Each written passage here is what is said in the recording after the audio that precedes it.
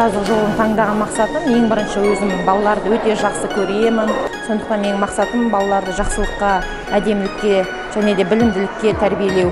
Ұстаздық еткеніңізге неше жыл болды? Жалпы мен ұстаздық еткеніме 11 жыл болды. Сізге осы ұстаздық жұмысы ұнайды ма? Әрине ұнайды. Ең басында таңдаған мамандығымды ақыр аяғында соған келдім. Мен өзім мектепте мұғалімдердің сабақ берген кезде сол кісілердің сабақ бергеніне қызығатын, бастауыштағы мұғалімді қатты жақсы көретін. И ол кісі қайда бір қолы бос емес болып қалады ғой, орнына мені мұғалім болып қоятын. Сол кезде содан бастап менде осы мұғалімдікке қызығушылық басталды.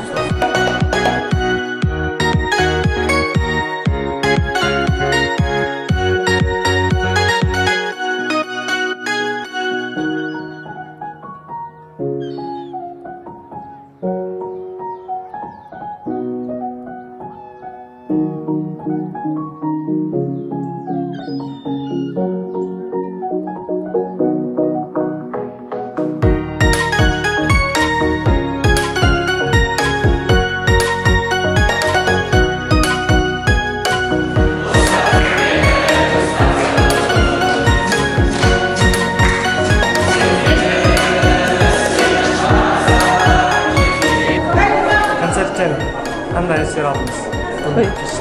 Өте керемет көңіл күйден шықтым. Әсіресе домбыраның үні, қазақтың үнін естіп, сіздерге үлкен рахмет. Сізге ұнады ма?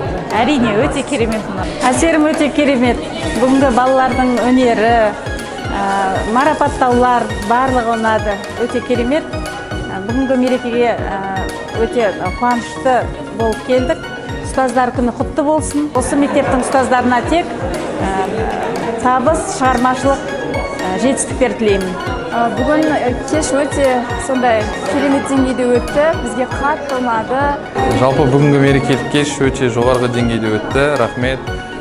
11 сыныптардың ұйымдастырылуына рахмет. Осылай көңіл күй сыйлап, осылай мерекемен құттықтағанына шын жүректен сіздерге алғысым шексіз. Ерекше номер біздің қазақтың домбырасымен жаңағы оркестр домбыра күй тартқаны ерекше ұнады. Бүгінгі мерекелік кеш өте мықты болды. Біріншіден Алмаз ағайға және де 11 сыныптың барша оқушыларына үлкен алғысымды білдіремін. Әсіресе ерекше қатты ұнағаны маған Алмаз ағай бастаған домбырашылар бар ғой, өте керемет, бойындағы рухымды мықты көтерді.